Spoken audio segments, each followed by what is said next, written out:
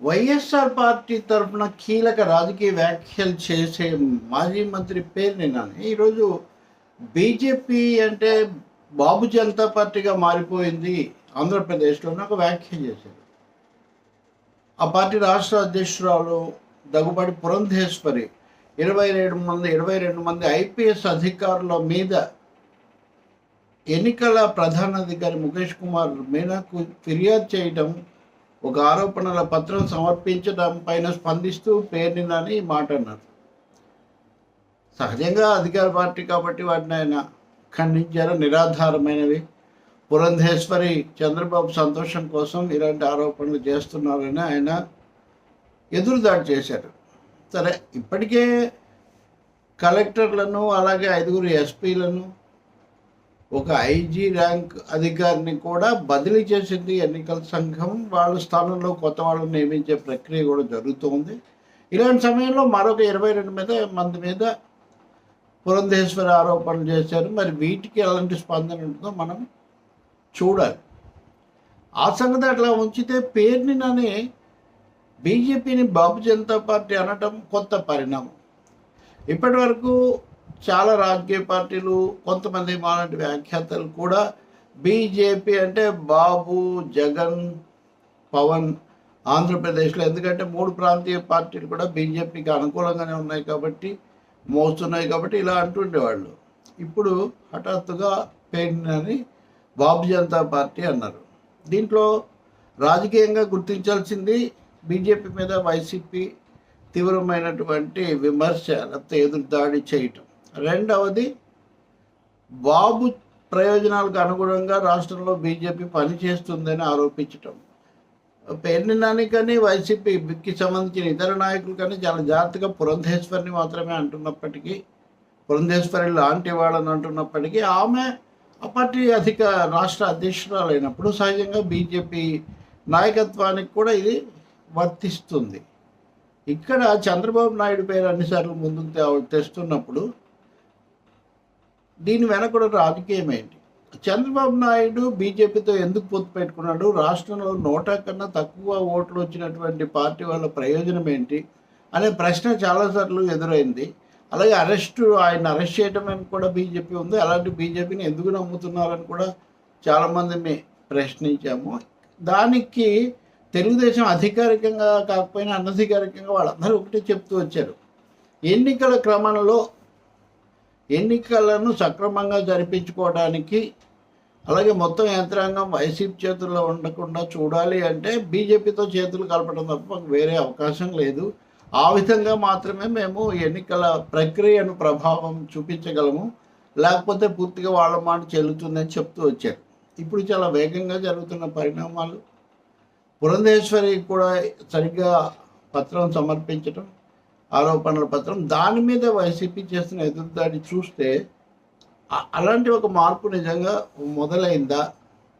BJP తన పరోక్ష ప్రభావాన్ని చూపిస్తుందా అధికార యంత్రాంగం మీద? ఎందుకంటే పేర్ని నాని తన విమర్శలు ఇంకో మాట అన్నాడు. సిఇఓకు అంటే ఎన్నికల ప్రధాన అధికారికి, చీఫ్ ఎలక్షన్ ఆఫీసర్కు బాస్ పురంధేశ్వరి కాదు అన్నారు. అంటే సిఇఓ పురంధేశ్వరిని బాస్గా భావిస్తున్నారు అనే స్థాయికి కూడా ఆయన అంటున్నారు. అంటే చంద్రబాబు అనుకున్నటువంటి మార్పు లేదా ఆయన కోరుకున్నటువంటి మార్పు వస్తుందని అంచనా వేసిన మార్పు వచ్చిందా? రెండవది, బీజేపీని బాబు జనతా పార్టీ అంటున్నారంటే వైసీపీ ఇంకా రాష్ట్రంలో మటుకు ఏమాత్రం కూడా మినహాయించకుండా తీవ్రంగా దాడి చేయాలని భావిస్తుందా? ఇటీవల కాలంలో ముఖ్యమంత్రి జగన్ కూడా తన ప్రసంగాల్లో అక్కడక్కడ మోదీ పేరు, బీజేపీ పేరు ప్రస్తావనకు తెస్తున్నారు. మిగిలిన రాజకీయాల జోలికి పోవట్లేదు.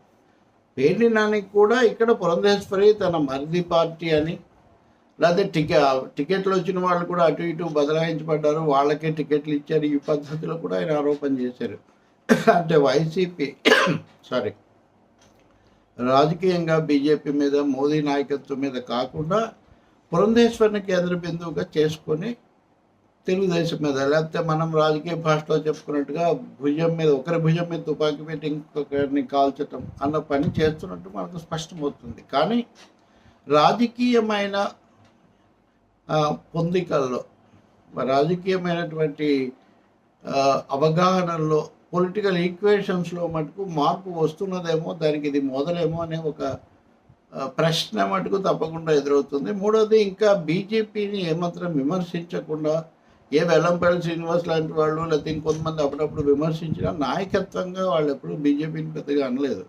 కానీ ఇప్పుడు ఏకంగా బీజేపీకి కొత్త డెఫినేషన్ పేరుని నిర్ణయిస్తున్నారు. రెండోది, అధికార యంత్రాంగాన్ని ఎన్నికల సమయంలో వారే ప్రభావితం చేస్తారని చెప్తున్నారు. ఇదే సమయంలో సజ్జల రామకృష్ణారెడ్డి కూడా ప్రధాన సలహాదారుగా ఉన్నటువంటి సజ్జలకు కూడా అధికారులను అనవసరంగా బదిలీ చేయించారని, ప్రభావితం చేస్తున్నారని ఆయన కూడా ఆరోపించాడు. మరి ఎన్నికల ప్రక్రియ సాగుతున్న కొద్దీ ఈ ఆరోపణలు ఇంకా ఎలాంటి రూపాలను తీసుకుంటాయి? రెండవది, మరింత ఈ విమర్శల ఆరోపణల పదును ఎంత పెరుగుతుందనేది కూడా మనం చూడాల్సి ఉంటుంది. ఒకటైతే నిజం, బీజేపీ మీద ఇటువంటి విమర్శ కూడా ఉంది. తనకు అనుకూలంగా ఎన్నికల కమిషన్ను, ఎన్నికల వ్యవస్థను ప్రభావితం చేస్తూ ఉందని సుప్రీంకోర్టు దాకా కూడా ఈ కేసులు వెళ్ళినటువంటి సందర్భాలు ఉన్నాయి. ఏపీలో ఇంతవరకు అటువంటివి రాకపోయినా దేశవ్యాపితమైన అనుభవాలు దృష్టిలో పెట్టుకున్నప్పుడు అటు బీజేపీ కేంద్రం పరంగా కానీ, ఇటు రాష్ట్రం పరంగా కానీ ఎలాంటి దుర్వినియోగాలు, పక్షపాతాలు లేకుండా జాగ్రత్త తీసుకోవాల్సిన అవసరం ఉంటుంది. రెండవది, రాజకీయంగా బీజేపీకి అనుకూలత అన్నదానికి ఉన్న అనే ఆ ముద్ర ఇంకా కొంత కదిలిపోక తప్పదేమో. ఇంకా చంద్రబాబు నాయకులు, అనుయాయులు, అభిమానులు అయితే ఆయన అనుకున్నది జరుగుతూ ఉంది అని కూడా సంతోషిస్తారేమో. బహుశా రాబోయే రోజుల్లో అలాంటి వార్తలు కూడా మనం వింటామేమో, చూడాలి. ఎవరికి అనుకూలం, ఎవరికి వ్యతిరేకం అనే కంటే రాష్ట్రానికి, రాష్ట్ర ప్రయోజనాలకు ఏది అనుకూలం అన్నదే ఇక్కడ కీలకమైన ప్రశ్న.